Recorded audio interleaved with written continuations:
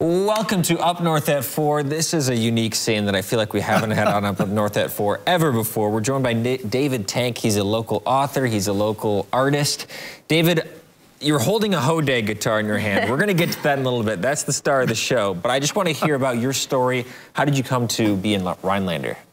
Well, I grew up in Fond du Lac, moved here actually permanently 2 years ago. But my mother's whole side of the family is originally from Enterprise, some of the early founders just south here. Oh, wow. I still have family land up there, still have some relatives up here. And finally, I retired and got to come back here permanently. Okay, so a lot of roots up here. Yep, cool. And love it. David, I love the guitars and the carving and the intricate designs you have.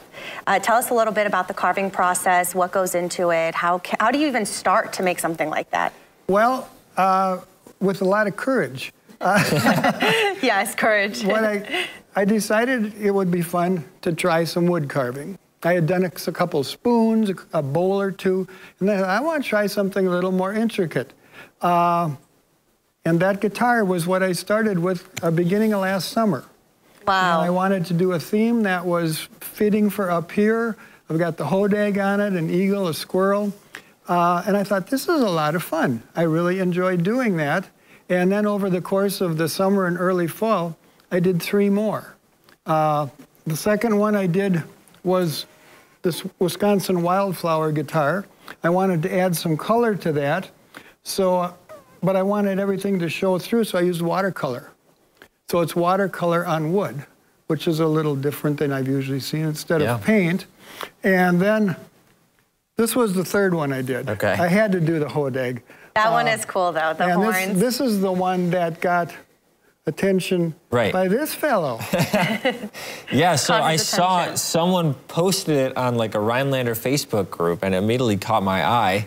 And can you tell me how you showed it to someone else? Actually, the day that I completed this, my grandson was over. He's from Minneapolis. He was over, and he's a guitarist. He's 15 years old and a budding great guitarist. I think we have a picture of this in the Hodag guitar VO, Chris, if you want to show that way. Keep talking for us. And so he was playing, and I snapped a picture of him, and then I sent a copy of it to him in Minneapolis and also to my son, who's in Minneapolis. My son is also a musician. He has some musician friends in Milwaukee, and he said one of the people he knows down there was from Rhinelander, so he sent her a copy of the picture. And the next thing you know, I got an email from you saying, I didn't know any of this happened. They like passed from one person to the next. So I went from here to Minneapolis, to Milwaukee, back to you. And now you're talking to dozens of people on local television. Dozens. So it all works out. Well, these aren't just pieces of art, right? They're functional. They're totally functional. Okay, yep, so all of them play. How do you make sure that they're playable as well as artistic? Well, I've been playing guitar since I was 15. Okay. In fact, I built my first guitar when I was 15 from scratch. Wow. So I've gotten pretty good at figuring out how to adjust the necks and this and that. I want to make sure they all work.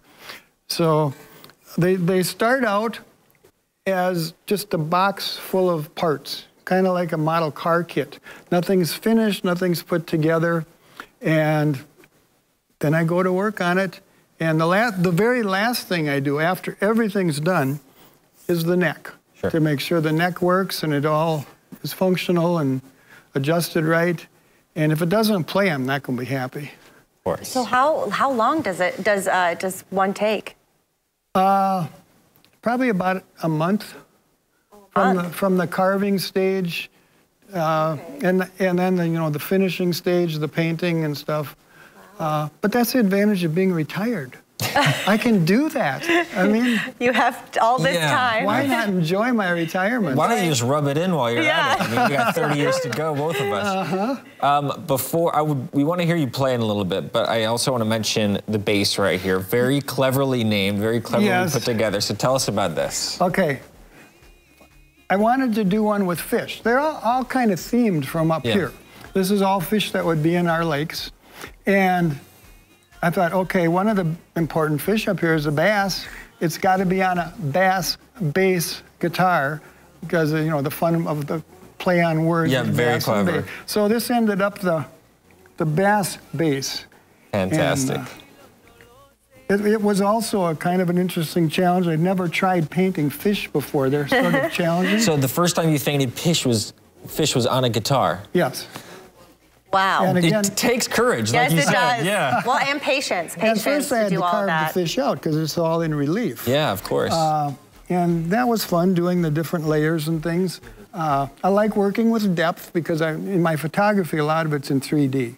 So having the depth is something that's also important to me. But I had to figure out a technique on how to use the watercolor on here. I start with watercolor pencils. Okay. And then I can lay that down and then put the water on top of it, because the trick is, with the finish, the water wants to bead up with watercolor. It wants to what? Bead up. Bead up, okay. Yeah, you know, because water doesn't go on a smooth surface. Okay. So that was a sort of a trick I had to learn how to master first. Yeah. And I also had to find watercolor pencils. Well, I actually like the tail. That is actually impressive how it goes. Great. Yeah. A lot of adversity, it seemed, to get to this point, but we're going to hear you play, if you don't mind. Yeah, Let's we'll take a quick break. Yeah, your expectations should be low. We'll keep them low? Okay, keep your expectations really low, because in about 2.5 minutes, David's going to shred on the Hodag guitar. We'll be right back.